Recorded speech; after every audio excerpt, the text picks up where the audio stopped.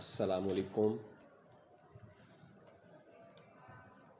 ہمارے زمانے میں بہت سے لوگ جو ہیں وہ محروم طبقات میں سے ہیں، جن میں ہم خود بھی شامل ہیں۔ بہت سارے لوگ ہیں جن بیچاروں کو اپنی چھت بھی میسر نہیں، ان کے پاس پراپر کھانے پینے کو بھی نہیں ہوتا،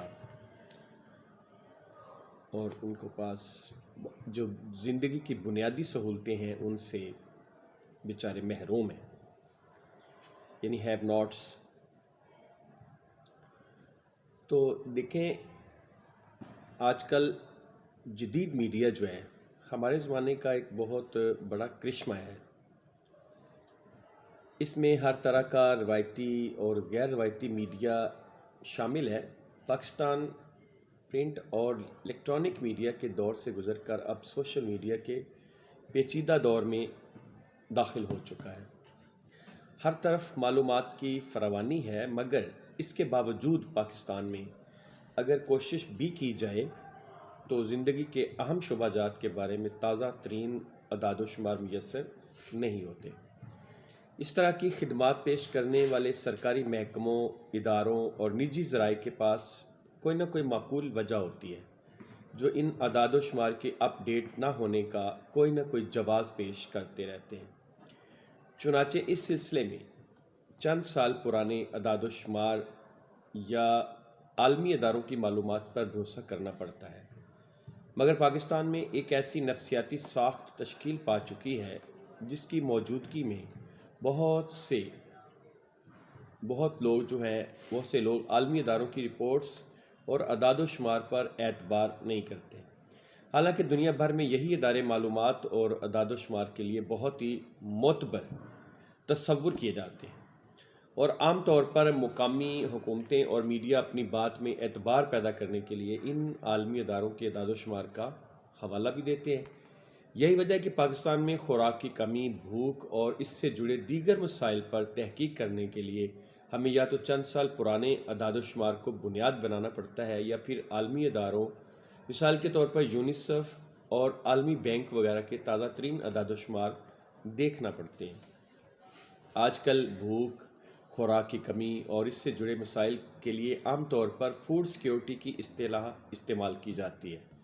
اور اسی حساب سے ملکوں کی عالمی رینکنگ کی جاتی ہے۔ اس میں گلوبل ہنگر انڈیکس کی رینکنگ کو کافی اعتبار حاصل ہے۔ اس انڈیکس کے مطابق 119 ممالک کی رینکنگ میں پاکستان کا نمبر 106واں ہے۔ اس طرح پاکستان کو ان ممالک کی صف میں شامل کیا گیا جن میں آبادی کا ایک بڑا حصہ کم خوراکی کا شکار ہے۔ کم خوراکی کے علاوہ اس میں غذائیت کی کمی، آئرن، کیلشیم اور وٹامنز کی کمی، صاف پانی کی عدم دستیابی اور اس طرح کے دوسرے عوامل شامل ہیں۔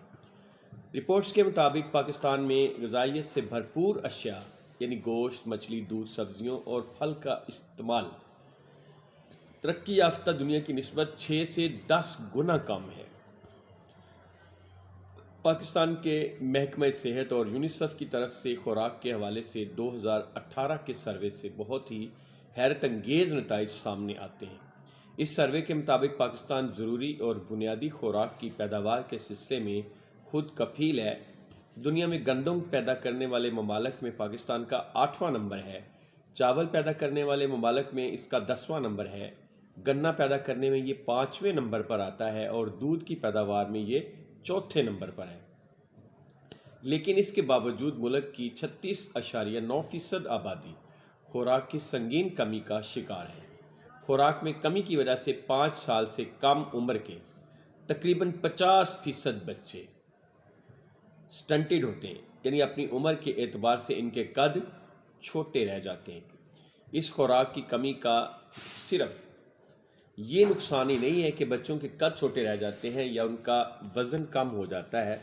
بلکہ اس کے پاکستان کی مجموعی معاشی صورتحال پر بھی انتہائی گہرے اثرات مرتب ہوتے ہیں۔ کم خوراکی کی وجہ سے ملک کو جو معاشی نقصان ہوتا ہے، اس پر خود منسٹری آف پلاننگ نے چند سال پہلے اقوام متحدہ کے ورلڈ فوڈ پروگرام کے ساتھ مل کر ایک رپورٹ شائع کی تھی۔ اس رپورٹ کے مطابق کم خوراکی کی وجہ سے ہر سال پاکستان کی معیشت کو $7.5 بلین کا نقصان ہوتا ہے، جو کل جی ڈی پی کا 3% بنتا ہے۔ اس میں وہ اخراجات شامل ہیں جو بچوں میں کم خوراکی کی وجہ سے پیدا ہونے والی طرح طرح کی بیماریوں کے علاج کے لیے خرچ کیے جاتے ہیں۔ دوسرے نمبر پر وہ نقصان ہے جو 5 سال سے کم عمر بچوں کی اموات کی بلند شرح کی وجہ سے مستقبل کی لیبر فورس میں کمی کی وجہ سے ہوتے ہیں۔ اس رپورٹ کے مطابق $3.7 بلین کم خوراکی کی وجہ سے بچوں کی سٹنٹنگ اور آیوڈین کی کمی کی وجہ سے ہونے والے جو مسائل پر خرچ ہوتے ہیں۔ اس طرح $657 ملین خوراک کی کمی کی وجہ سے عام کمزوری، تھکاوٹ اور خون کی کمی جیسے اثرات کا مقابلہ کرنے پر خرچ ہو جاتے ہیں۔ اب یہاں قدرتی طور پر پہلا سوال یہ پیدا ہوتا ہے کہ جب پاکستان بنیادی ضرورت کی خوراک پیدا کرنے والے ممالک کی پہلی صفوں میں شامل ہے تو پھر یہاں پر خوراک کی کمی، بھوک اور فاقہ کشی کی اتنی خوفناک شکلیں کیسے موجود ہیں؟ پاکستان گندم، چاول، دودھ اور گنا پیدا کرنے والے ممالک میں آگے ہے تو پھر یہاں اتنی بھوک کیوں ہے؟ تو اس کا سادہ سا جواب یہ ہے کہ پاکستان بہت بڑی مقدار میں خوراک تو پیدا کرتا ہے، مگر خوراک کے ان ذخائر تک ملک کے غریب اور کمزور طبقات کو رسائی حاصل نہیں ہے۔ خوراک کی پیداوار کے بنیادی ذرائع یعنی زمینوں اور مشینوں پر ملک کے ایک چھوٹے سے طبقے کی اجارہ داری ہے۔ یہ طبقہ جاگیرداروں، زمینداروں اور اب نئے ابھرتے ہوئے جدید فارمرز اور ٹھیکے داروں پر مشتمل ہے۔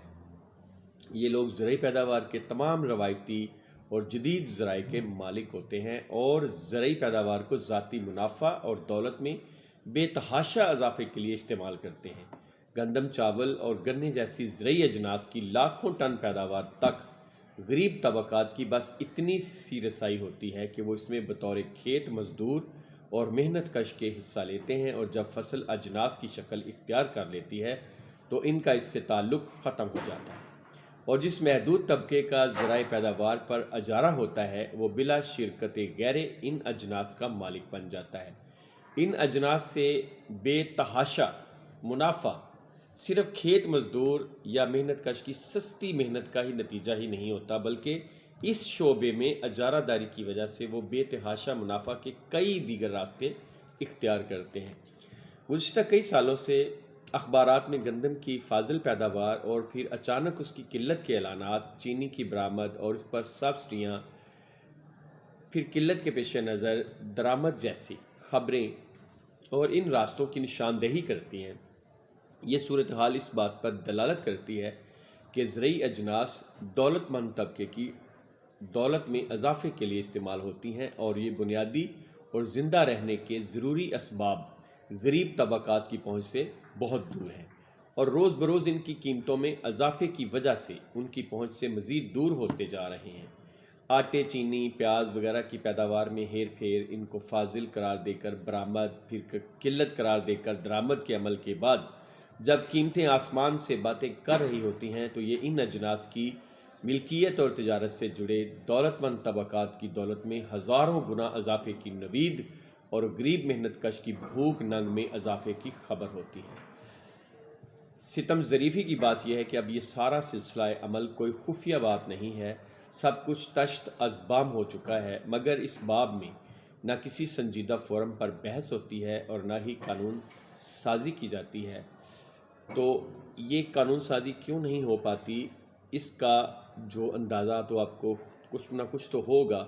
کیونکہ جو سارے یہ طبقات ہیں، جو بڑے بڑے جاگیردار ہیں، سرمایہ دار ہیں، کارخانہ دار ہیں یا بزنس مین ہیں، وہ سب سیاست کے ساتھ ان کا تعلق ہے، اسمبلیوں میں وہ بیٹھتے ہیں، تو وہ کیوں کسی جو غریب لوگ ہیں ان کے حق میں قانون سازی کریں گے؟ وہ تو جو ان کا اپنا فائدہ ہوگا جس میں اسی کی قانون سازی کریں گے۔ تو اسلام تو ایسی چیز نہیں دیکھتا، کیونکہ اسلام کہتا ہے کہ جو بھی زمین پر ہل چلاتا ہے، اس پہ محنت کرتا ہے، وہ اسی کی ہوتی ہے۔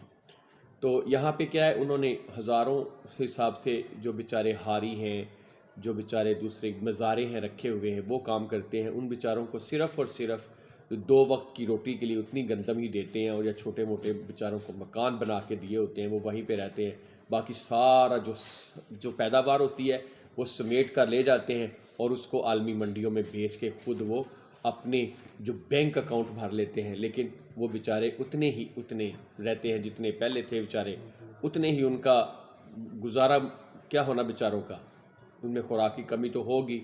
ان کے بچے بیچارے وہی بھوکے ننگے، کسی کی جوتی نہیں ہے، کسی کا کپڑا نہیں ہے، کسی کا کچھ نہیں ہے۔ تو اس کے لیے